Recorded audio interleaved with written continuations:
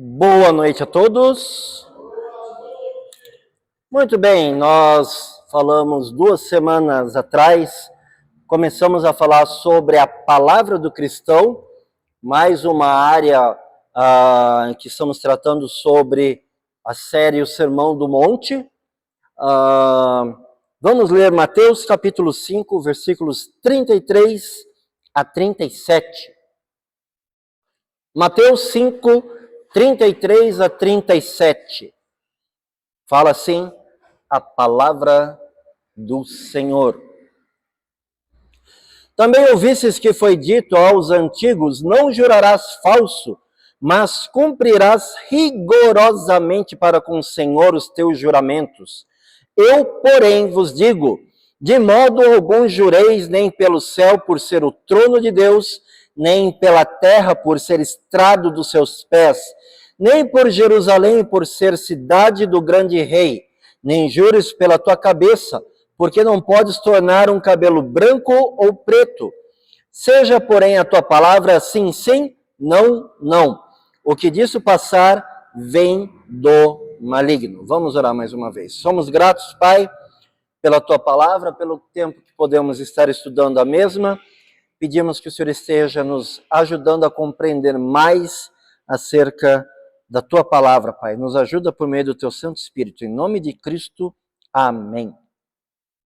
2 semanas atrás nós falamos um pouco sobre os juramentos e os antigos. Vimos que era um costume os antigos jurarem para dar uma confirmação naquilo que eles estavam falando. Vimos que isso era uma prática bem comum entre os judeus. Vimos também que muitas vezes os juramentos eram feitos precipitadamente e, obviamente, com o próximo ponto, esses que juraram precipitadamente se fritavam, porque os juramentos deviam ser cumpridos. E aí nós finalizamos a semana retrasada essa parte, para falarmos hoje acerca de como é que nós, hoje em dia, tratamos essa parte, né? Como é que fica o cristão e os juramentos, né? Versículo 37 nos dá uma chave aqui para nós cristãos. Seja, porém, a tua palavra sim, sim, não, não. O que disso passar vem do maligno. O que Jesus está nos ensinando aqui, nesse versículo, não é necessariamente uma proibição de jurarmos, tá?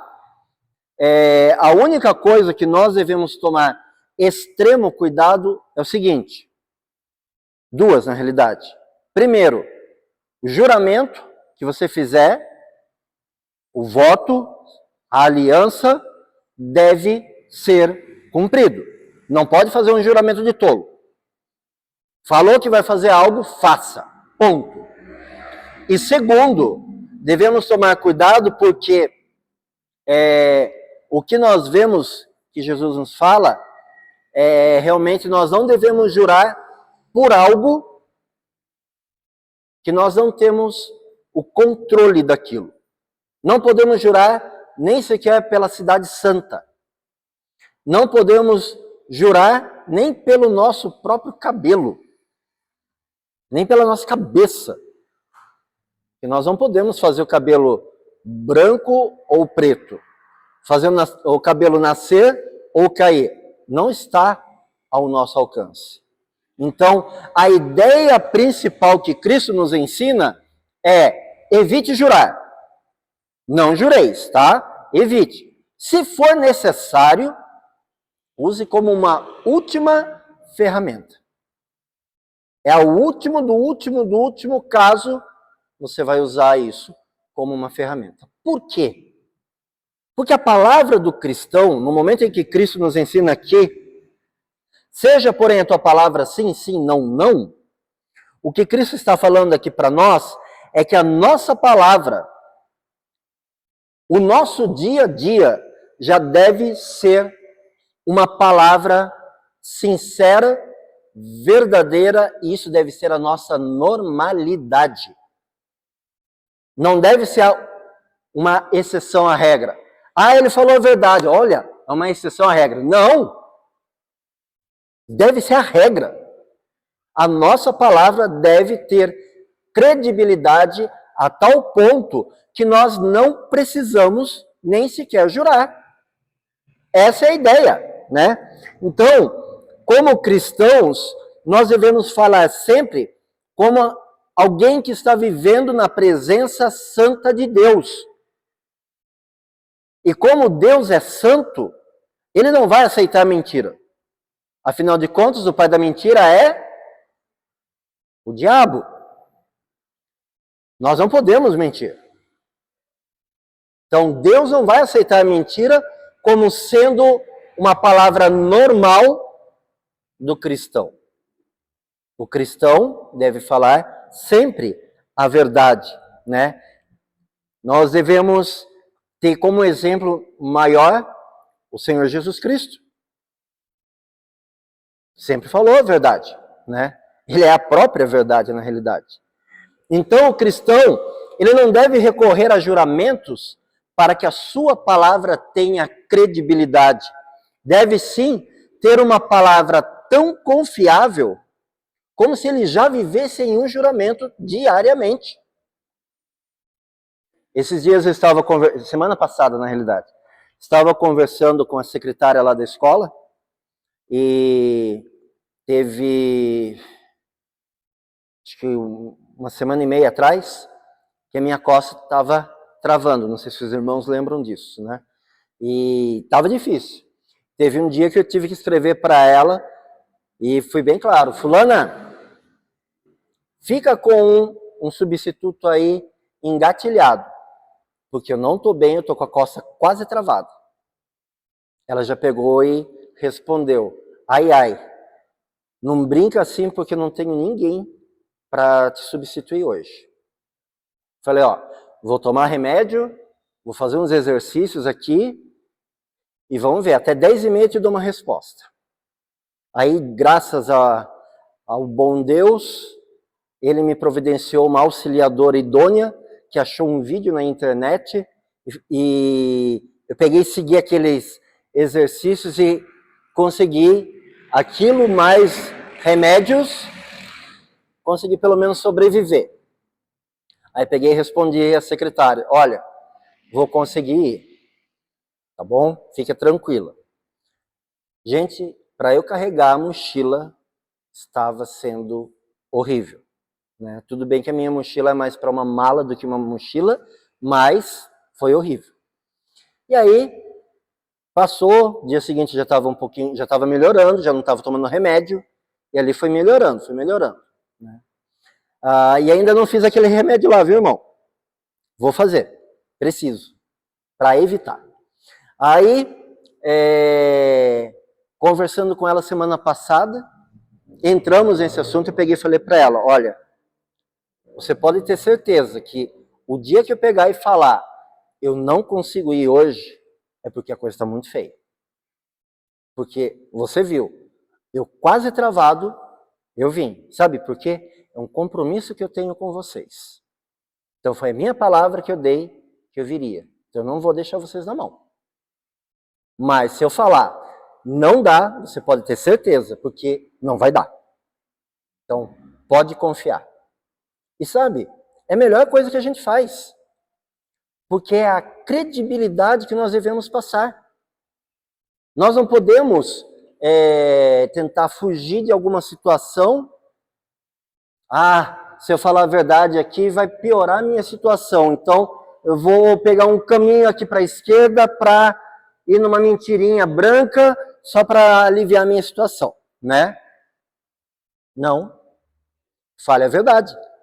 Se for ter consequências, assuma as consequências.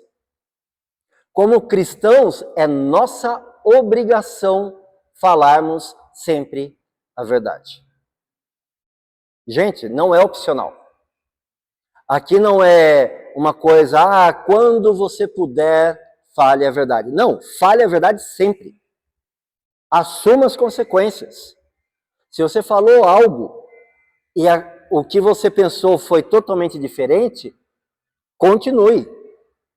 Uma vez lá em Brasília, eu fui pegar um serviço, um bico, estava precisando de um dinheirinho extra, e aí o irmão precisava que eu desse um trato na parede do quarto dele.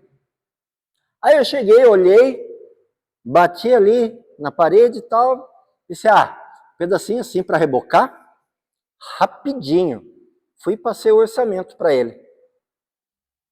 Aí eu, pode fazer então, pastor. Beleza, tal. Cheguei no dia marcado e comecei a bater no reboco que estava fofo e tirar. Gente, à medida que eu fui tirando aquilo lá, os homens que já mexeram com isso sabem como é reboco fofo. Você bate aqui, é quase que a metade da parede que cai. E aquele pedacinho que eu tinha calculado assim, foi literalmente uma banda da parede. O trabalho que eu tinha calculado para X era para ser pelo menos 4x. Mas eu já tinha dado o valor. Já tinha falado quanto ia ficar aquilo. Deu 4 vezes mais trabalho para mim. Mas eu mantive o preço. O próprio irmão chegou e falou, não, mas pastor, deu muito trabalho. Eu falei, irmão, quando eu passei o orçamento, eu te dei esse valor. É esse valor que eu vou te cobrar. Morreu o assunto. E fiz. Gente, sem brincadeira, eu paguei para trabalhar ali. Mas, honra a palavra. Nós devemos sempre honrar aquilo que nós falamos, mesmo que nós acabemos saindo no prejuízo. Porque a nossa palavra tem que ser o quê? Sim, sim, não, não. Ponto final. E Cristo é tão perfeito ali que ele fala o quê? O que disso passar vem do maligno. Gente, não tem opção.